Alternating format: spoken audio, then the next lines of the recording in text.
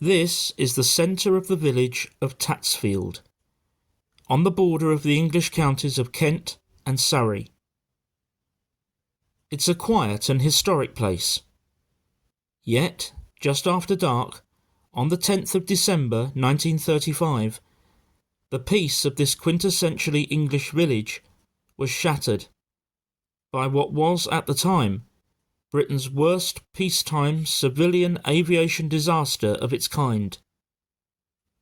Yet now, it's almost completely forgotten.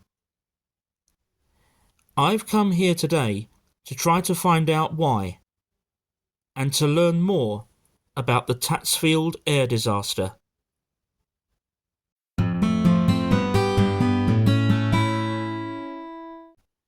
The story begins here, at Haren Airport in Brussels, Belgium, on the afternoon of the 10th of December 1935.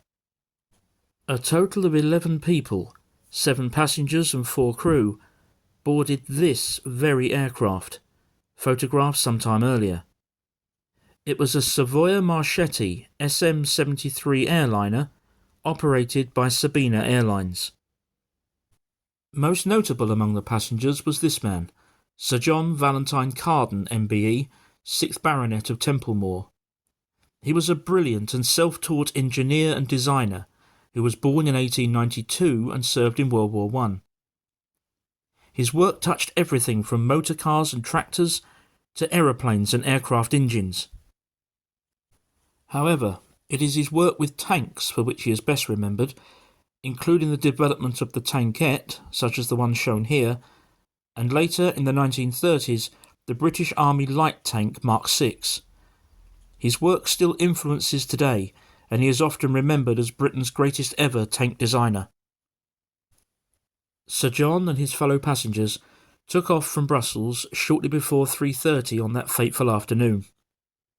Being December, darkness was already falling, and it was bitterly cold, with some aircraft having already reported icing problems earlier that day. The aircraft crossed the English Channel, headed for Croydon Airport, which was located here, to the south of London. At that time, it was London's principal international airport. The aircraft, which we saw earlier and was identical to this one, was in radio communication with air traffic control at Croydon, and at around 4:30 p.m. they were expecting a call to request final approach. However, shortly after this time, with no warning and no sending of a distress signal, the aircraft fell out of the sky and crashed into a hillside just to the north of Tatsfield village. These contemporary photographs show the utter carnage at the scene. There were no survivors. Tatsfield sits on the North Downs, and the crash site was at an elevation of around 500 feet above sea level, but still around 140 feet below the top of the hill. It should therefore be noted that the aircraft didn't fly into the hillside, but dropped vertically down onto it, which is why the tail section, as can be seen here, remained largely intact, and I'll be covering that aspect in more detail a bit later. This map will show the whole scene in more detail. It's an area dominated by narrow lanes and unadopted roads. The crash site was actually within the property boundaries of a house called Mosscroft, which was situated here in Kemsley Road. The difficult geography meant that the emergency services couldn't access the site or retrieve the bodies from this location.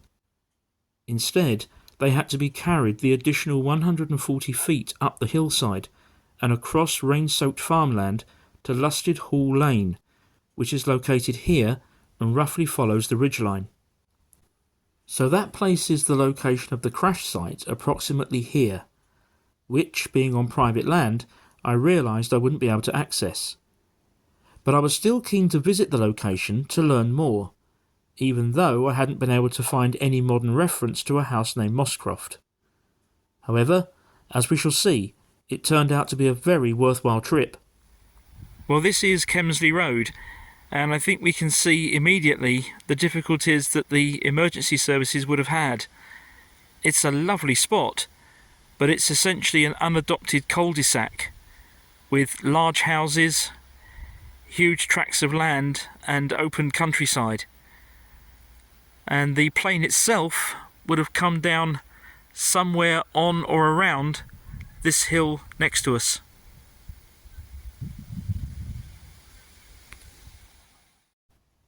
At this point, I bumped into a local resident called Alan, and I must thank him here for the information he was able to give me.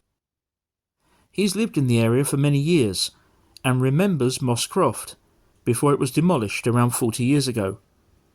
But he was able to show me where the house was once located. It was here, where you can see the gate in the middle of the picture.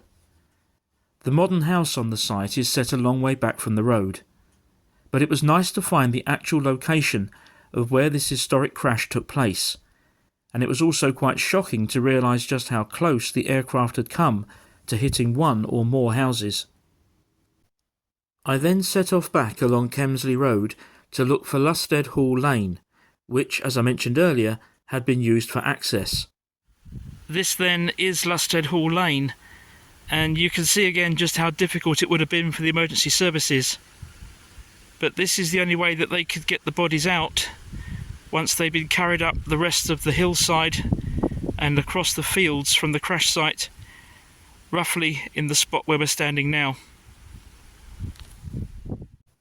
It must have been a grim and harrowing task for both the emergency services and the air crash investigators to access the site via these rain-soaked and muddy fields that December.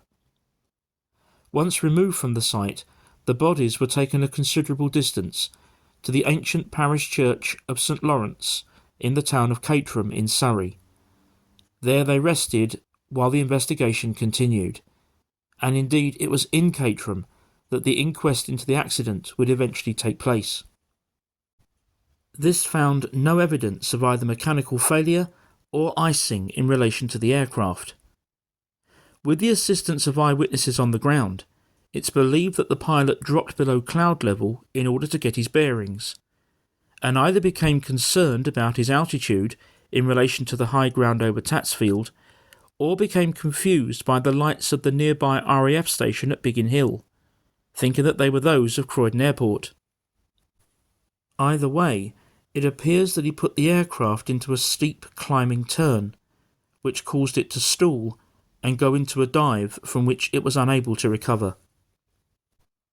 Although he was exonerated from all blame, the eventual cause was determined to be pilot error, exacerbated by adverse weather conditions. The cause of death for all the victims was recorded as accidental. There is no memorial to the 11 victims of the Tatsfield Air Disaster, but all of their names are recorded here, 6 British and 5 Belgian. So why is it that this significant aviation event has become so forgotten over the years? Well, I think there are a number of reasons. Firstly, from our perspective today, there's the sheer passage of time, and the fact that as aircraft have got bigger, when disasters have occurred, the loss of life has been far greater, especially when there have also been victims on the ground. Also, by the time of the Tatsfield disaster in 1935, the build-up to World War II was well underway. With that in mind, we should remember that Tatsfield became no stranger to aircraft crashes, both military and civilian, due to a large extent to its close proximity to R.A.F. Biggin Hill, which I mentioned earlier. That, of course, was one of the most important fighter stations throughout the Battle of Britain in 1940. During the course of making this video, I was surprised to find the connection to Caterham, and to St Lawrence's Church in particular, because my previous video had covered a story in Caterham, and in 2023 I made a tour of the St Lawrence's churchyard. So if you haven't seen either of those videos and would like to take a look, you'll find links to them on the screen now. Thank you very much indeed for watching this film, and I'll see you again very soon.